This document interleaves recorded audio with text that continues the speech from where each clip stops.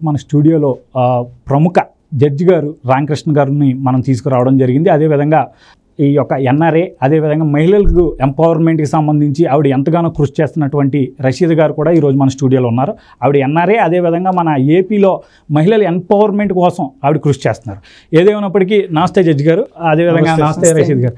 ఏంటండి అసలు ఈరోజు ఎవరు ఊహించినటువంటి విధంగా చాలా పెద్ద మ్యాండేట్ ఈరోజు జనం తెలుగుదేశం పార్టీకి, అదే పవన్ కళ్యాణ్ గారికి కానీ అదే కూటమికి ఈరోజు సుస్పష్టంగా ఇచ్చారు. ఎందుకు అంటారు ఇంత పెద్ద మ్యాండేట్ వచ్చింది? ప్రజలు చాలా చేంజ్ ఓవర్, అంటే మినిమం పోటాపోటీ ఉంటుందని అనుకున్న నేపథ్యంలో కూడా పోటీ ఎక్కడ కనిపించలే.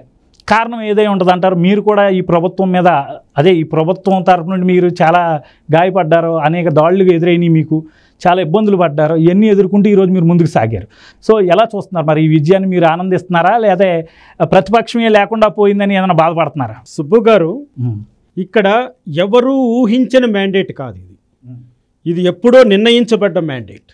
ఎందుకంటే ప్రజాస్వామ్య దేశంలో ప్రజలు ప్రజాస్వామ్యయుతంగా పరిపాలించేటువంటి నాయకుడిని, అటువంటి ప్రభుత్వాన్ని ఇష్టపడతారు. మీరు గత 5 సంవత్సరాలుగా జగన్మోహన్ రెడ్డి సీఎం అయిన తర్వాత నుంచి అన్ని పరిణామాలు మనం చేసినప్పుడు ఆయన ఒక సంక్షేమం అంటూనే ఆంధ్ర రాష్ట్రాన్ని సంక్షోభం పాలు చేశారు. ఎక్కడ కూడా యువతకు ఉపాధి కాడ నుంచి, వయోవృద్ధుల సంక్షేమం కాడ నుంచి, చిన్నపిల్లలకు విద్యా సౌకర్యాల కాడ నుంచి, కేవలం పేపర్స్ పైన, ఆయన అడ్వర్టైజ్మెంట్ల పైన, ఆయన సాక్షి పత్రిక ఇచ్చేటువంటి ఫుల్ పేజ్ కవరేజ్లు తప్ప ప్రాక్టికల్గా గ్రౌండ్ లెవెల్లో అవేవి కూడా సక్రమంగా జరగలేదన్నది ఈ తీర్పు ద్వారా బయటపడింది. ఆయన ఎప్పుడు నిన్న కూడా తను ఏడుస్తూ చెప్తున్నది ఏంటి? 56 లక్షల మంది వృద్ధులు, వికలాంగులు నా వల్ల లాభపడ్డారు, మరో 1 కోటి మంది అనేక సంక్షేమ, వాళ్ళ ఓట్లన్నీ ఎక్కడికి వెళ్ళాయి? అంటే తప్పు జరిగింది, తప్పుని మేము రెక్టిఫై చేసుకుంటాం లేదు. అటువంటి పక్షాత్తాపం కానీ, ప్రజల మ్యాండేట్ను గౌరవిస్తున్నానన్నటువంటి సందేశం కానీ రాలేదు. ఇక్కడ జగన్మోహన్ రెడ్డి సీఎంగా దిగిపోయినా, చంద్రబాబు నాయుడు గారు సీఎంగా చేసి దిగిపోయినా కూడా, చంద్రబాబు నాయుడు గారు ఎంత గొప్పగా, ఆయన ఎంత స్పోర్టివ్గా మాట్లాడేవాడు. ప్రజలు ఇచ్చిన తీర్పుని నేను గౌరవిస్తున్నాను, నా తప్పులు నేను సరిచేసుకొని మరొకసారి మీ ముందుకు రావడానికి ప్రయత్నం చేస్తానని చెప్పాడే కానీ, ఈ విధంగా నిందలు వేయడం, ఈ విధంగా నిందించడం, వ్యవస్థలను అనుమానించడం, అంటే నిన్న జరిగినటువంటి ఆయన ప్రెస్ మీట్లో ఒక రకంగా చూస్తే ఆయన భారతదేశంలో భారత రాజ్యాంగ వ్యవస్థ ఏర్పాటు చేసినటువంటి రాజ్యాంగ వ్యవస్థలను ఆయన కించపరిచాడు. ఆయన ఎప్పుడు గౌరవించాడు. అంటే తన నైజము, తన తత్వము, 5 సంవత్సరాల తన పరిపాలనలో ఎంతగా రాజ్యాంగాన్ని కూనీ చేశాడో, రాజ్యాంగ వ్యవస్థలను తన స్వార్థం కోసం వాడుకున్నాడో, అదే నైజంతో నిన్న అదే మాటలు ఆయన నోటి నుంచి బయట వచ్చాయి. ఇది వాస్తవం, ఆయన దృష్టిలో అది వాస్తవం. కానీ ప్రజలు ఒక్కసారిగా ఒక్క మ్యాండేట్ ఇచ్చిన తర్వాత, క్లీన్ స్వీప్ చేసిన తర్వాత, ఆయన ఇప్పటికీ కూడా ఎక్కడ ఏం జరిగింది, తను చేసిన పొరపాట్లు ఏంటండి, అవి ఏమైనా చెప్పుకొచ్చాడా? 5 సంవత్సరాల్లో ఏనాడైనా నువ్వు ప్రజల ముందరికి వచ్చావా? ప్రజావేదిక, చంద్రబాబు నాయుడు గారు ప్రతిరోజు సాయంత్రము ఆయన పనులన్నీ ముగించుకొని ప్రజల కోసం ఏర్పాటు చేయబడే ప్రజావేదికను కూల్చివేశావు. ప్రజలతో నీకు సంబంధాలను అక్కడికే నువ్వు కట్ చేయించుకున్నావు, నీ అంతకు నువ్వే చేసుకున్నావు. రెండో రకంగా నీ యొక్క తాడేపల్లి ప్యాలెస్కు అడుగు పెట్టడానికి ఎమ్మెల్యేలకి అవకాశం లేకుండా పోయింది. ఓట్లేసి గెలిపించినటువంటి ఆ నియోజకవర్గ ప్రజలు తమ సమస్యలను చెప్పుకోవడానికి కూడా ఎమ్మెల్యేకు నువ్వు పర్మిషన్ ఇవ్వలేదు. మళ్ళీ చివరిలో ఏం చేసావు?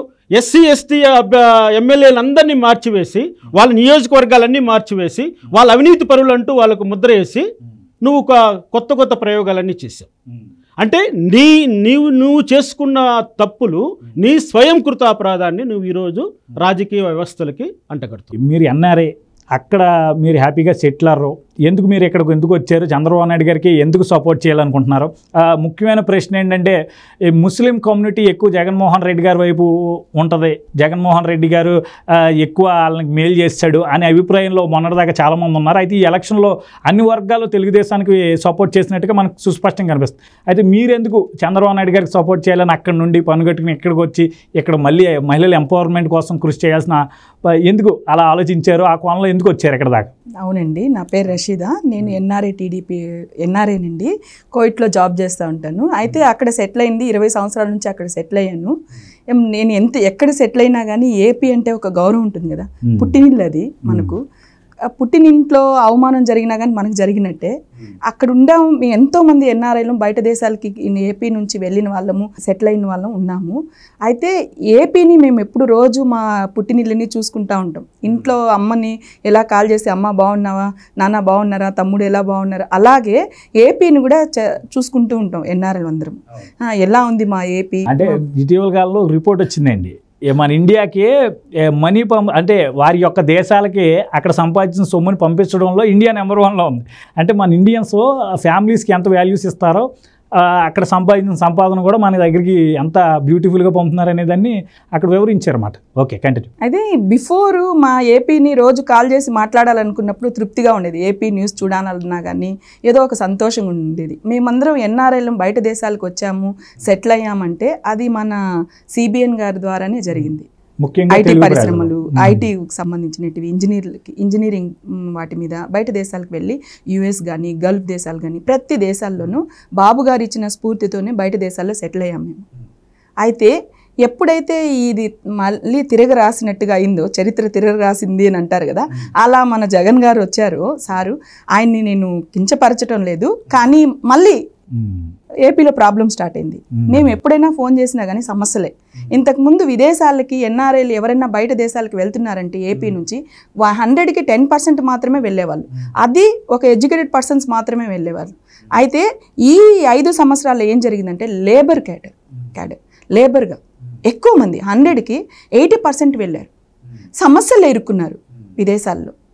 అది దేనికంటే రీజన్, ఒకవేళ మన పరిపాలన సరిగానే ఉంటే లేబర్ ఇలా రారు కదా.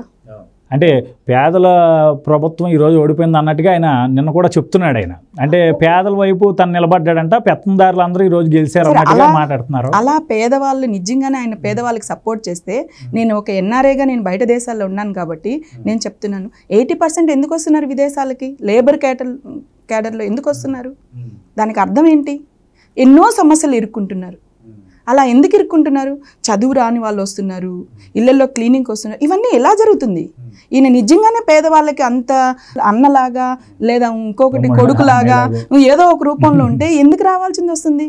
అంటే ఈయన మంచి చేస్తున్నాడా చెడ్డ చేస్తున్నాడా?